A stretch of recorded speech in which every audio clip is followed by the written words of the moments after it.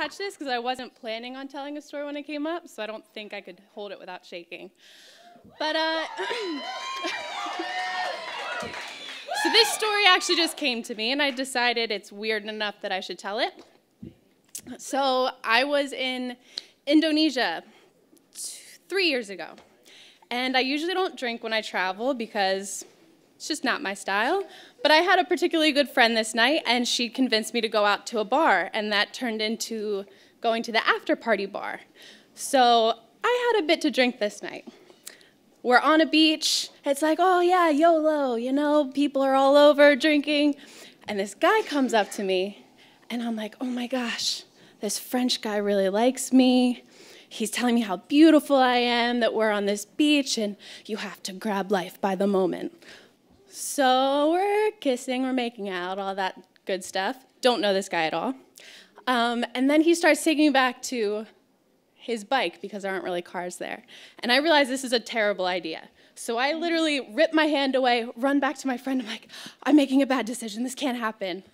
And so we are now married. She is my wife. And she says, hey, Jacques, she really likes you, but this is my wife. I usually let her out on a leash, but she's been out enough tonight, okay? I've got to take her back. So we go back home, never want to think of it again. Oh, sorry, precursor.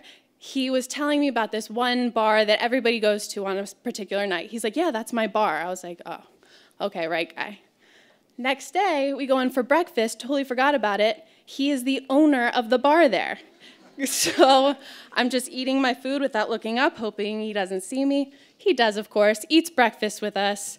Don't know, we're just not talking because we're painfully hungover. He gets up to take care of something, and we run out of there before telling him. I mean, he was beautiful, but I was just embarrassed. Cut to a year later, I had met all these incredible women from all over, from Wales, California, Sweden. We decided to meet back up in Indonesia. So it's a year later, it goes by, we go out to this restaurant, I've totally forgotten about it. We're sitting, and I'm like, oh, right. There was this really pretty French guy that I made out with. I think he was working here at the time. He walks up to our table. But his name is Rodrigo, and he's from Chile, so it shows how much I had to drink that night. So Rodrigo, all the girls are like, he's really pretty. You should just hang out with him, go dance. So we danced, and we did other stuff. I ended up coming home, and he's texting me, I need you to be my girlfriend. I need this, I need that. Like, we should hang out. And I'm just like, oh, this is a girls' trip. This is really fun. Like, I was feeling girl power. Don't want any guys to intrude in this. So we go out to dinner. He finds me, comes with a friend, comes up and just kisses me right away. And I'm just like, whoa, I didn't mean to get a Spanish boyfriend by accident. But he's still the owner of this bar, and they have free tattoos on Tuesday because that's a responsible decision.